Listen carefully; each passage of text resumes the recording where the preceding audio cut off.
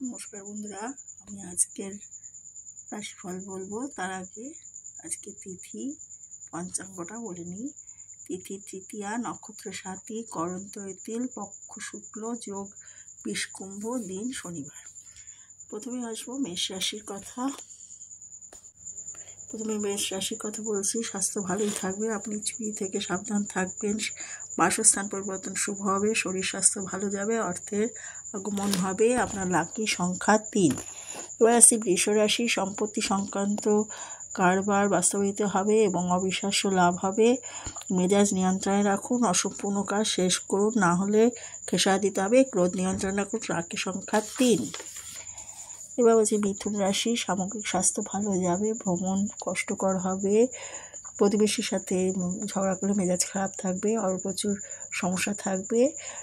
দিনটি ভালো থাকার চেষ্টা করবেন। লাকি সংখ্যা 1। এবার আসি কর্কট রাশি। আপনি আপনার দিন যোগ এবং ধ্যান দিয়ে শুরু করবেন, অর্থের অপচয় বন্ধ করবেন। আজ গাড়ি চালানোর সময় সাবধান থাকবেন, মোটের ওপর শুভ সংখ্যা 4। সিংহ।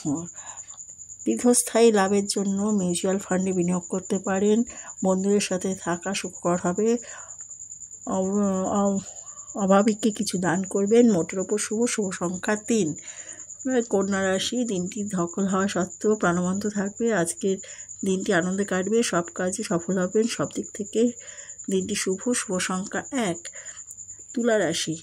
গাড়ি চালানোর সময় যত্নশীল হন, আজ থেকে সঞ্চয় শুরু করুন, অতিরিক্ত ব্যয় এড়িয়ে চলুন, দিনটি আনন্দে কাটবে, শুভ সংখ্যা 3। বৃশ্চিক রাশি। আপনার অবসর যাপনের আনন্দ উপভোগ করবেন, আপনার যথেষ্ট অর্থ উপার্জন হবে, মানসিক চাপ কমবে, দিনটি আনন্দে কাটবে, শুভ সংখ্যা 5। এবার ধনু রাশি। ধ্যান এবং যোগের মাধ্যমে আপনার লাভজনক হবে, অর্থ খরচের প্রবণতা থাকবে। কোনো অশুদ্ধ সাধু ব্যক্তিকে আপনার মনে শান্তি আনবে। সাধু ব্যক্তি, আপনি নিজেকে শান্ত রাখতে চেষ্টা করুন, শুভ সংখ্যা 2। মকর রাশি। আয়েশ করে সময় কাটাবেন, মনে কোনো চাপ থাকবে না, বন্ধুদের সাথে আনন্দে থাকবেন, দিনটি মোটের ওপর শুভ সংখ্যা 2। কুম্ভ রাশি। অমীমাংসিত কাজ শেষ করুন, অর্থের অপচয় বন্ধ করুন, কাজে কোথাও ভ্রমণ যাবেন, আনন্দের হবে, শুভ সংখ্যা 9। মীন রাশি। খাবার খাওয়া থেকে সাবধান, অহেতুক চাপ নেবেন না, মনে শান্তি পাবেন, বিবাহিত জীবন সুন্দর হবে, আনন্দে সারা জীবন কাটবেন, শুভ সংখ্যা 7। এভাবে এই রাশিগুলো দিন মেনে চলবেন, আর শুভ সংখ্যা বললাম সেগুলো আপনারা মেনে চলবেন, তাহলে দেখবেন অনেক শান্তি পাবেন, ভালো লাগবে। নমস্কার, আবার আগামীকাল বলবো।